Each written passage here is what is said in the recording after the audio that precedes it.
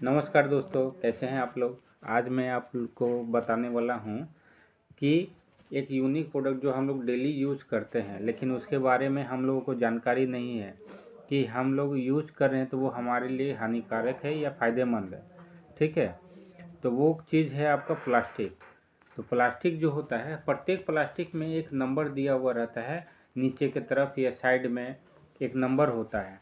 ठीक है, तो उस नंबर को जैसे हम लोग जानते ही नहीं कि वो नंबर क्यों दिया रहता है। तो प्रत्येक नंबर जो होता है वो प्लास्टिक में जो दिया हुआ रहता है उसको कहते हैं रेजिन आइडेंटिफिकेशन कोड। ठीक है, जो 1 से लेकर के 7 तक नंबर दिया हुआ रहता है। तो उससे पता चलता है कि प्लास्टिक किस प्रकार का रेजिन में बना हुआ है और क्या इसे हम दोबारा यूज़ कर सकते हैं कि नहीं, और दोबारा यूज़ करने के लिए हमारे लिए सुरक्षित है या नहीं। ठीक है, तो आइए अब आप लोगों को बताता हूँ। जैसे किसी प्लास्टिक में आप देखते होंगे कि एक लिखा हुआ रहता है, तो एक का मतलब होता है कि PET ठीक है, तो इसका मतलब होता है कि यह पानी, सोडा, तेल की बोतलों में इस्तेमाल होता है, इसे एक बार हम इस्तेमाल करने के लिए सुरक्षित मान जा सकते हैं, लेकिन ये दोबारा इस्तेमाल करने के लिए ख़तरनाक होता है। लेकिन फिर भी हम लोग क्या करते हैं कि इसे दोबारा हम लोग यूज़ करते हैं। तो ये सबसे गलत चीज़ है जो हम लोगों को पता ही नहीं है। हम लोग क्या पानी की बोतल खरीदते हैं, उसे पीते हैं, फिर उसको कितने दिनों तक यूज़ करते हैं, जो कि नहीं करना चाहिए। ठीक है, और दूसरे नंबर में है जब 2 लिखा हुआ रहता है तो उसका मतलब होता है HDPE।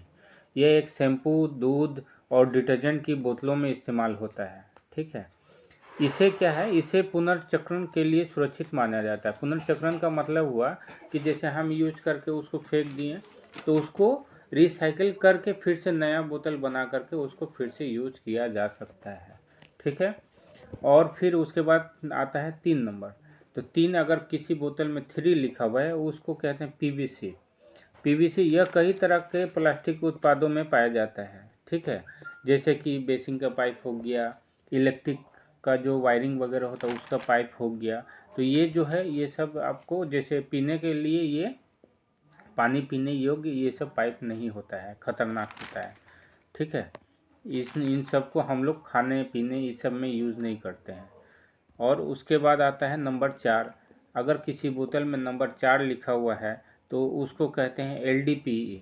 LDPE यह एक खाद्य पदार्थ की पैकिंग और बैग में पाया जाता है, इसे सुरक्षित माना जाता है।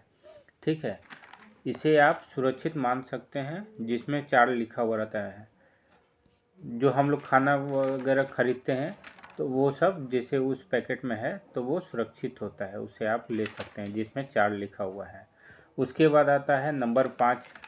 नंबर 5 जिसे PP कहते हैं, यह दही के कप और केचप की बोतलों में इस्तेमाल होता है। इसे माइक्रोवेव में इस्तेमाल के लिए सुरक्षित माना जाता है। ये भी आपका जो नंबर 5 के जितना भी लिखा हुआ रहेगा समझिए कि वो आपके लिए ठीक है, उसको आप रख सकते हैं, ले सकते हैं, यूज़ कर सकते हैं। ठीक है, नंबर 6 जिसमें लिखा हुआ रहेगा उसको कहते हैं PS। यह एक कप और यूज एंड थ्रो जैसे होता है, कप, प्लेट, चम्मच जो हम लोग खाते हैं होटल में या कहीं पर भी ठेले वगैरह में खाते हैं, वो सब यूज एंड थ्रो जो चम्मच है। ठीक है, ये सब यूज हम लोग कर लेते हैं, लेकिन ये सब के इस्तेमाल से हम लोग को बचना चाहिए, ये सब ठीक नहीं होता है। ठीक है, उसके बाद आता है नंबर 7। नंबर 7 जो है वो जिस बोतल में नंबर 7 लिखा हुआ है इसका मतलब वो 1 से 6 के कोड में नहीं आते हैं। ठीक है, तो इन सब जो प्लास्टिकों का यूज़ जो है वो खतरनाक भी हो सकता है, इसलिए इनका इस्तेमाल सावधानी से करना चाहिए। ठीक है, तो ये 1 से लेकर के 7 तक जितने भी कोड हैं, ठीक है, उनके बारे में मैंने बताया। ऐसे तो प्लास्टिक की चीज़ों को जितना हम लोग कम यूज करें उतना हम लोगों के लिए अच्छा है। जैसे अभी देखिएगा, पहले हम लोग जैसे मिट्टी के बर्तन में आपका पानी रखते थे, वो पानी पीते थे तो कम बीमार पड़ते थे। अभी हम लोग क्या है, बोतल के पानी, जो प्लास्टिक के बोतल हैं, प्लास्टिक के आपका डिग्गी वगैरह जैसे आता है, बाल्टी आता है, उस समय पानी रखते हैं। जितना हम लोग इस सब यूज कर रहे हैं उतना हम लोग दिन पर दिन देखते हैं कि बीमार होते चल जा रहे हैं।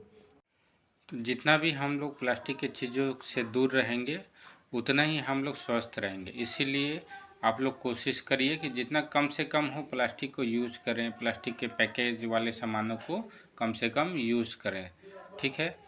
और आगे भी जानकारी के लिए आप लोग मेरे चैनल को सब्सक्राइब करिए, लाइक करिए, ताकि मैं और भी आगे आप लोगों को अच्छी अच्छी जानकारियाँ दे सकूँ। नमस्कार दोस्तों।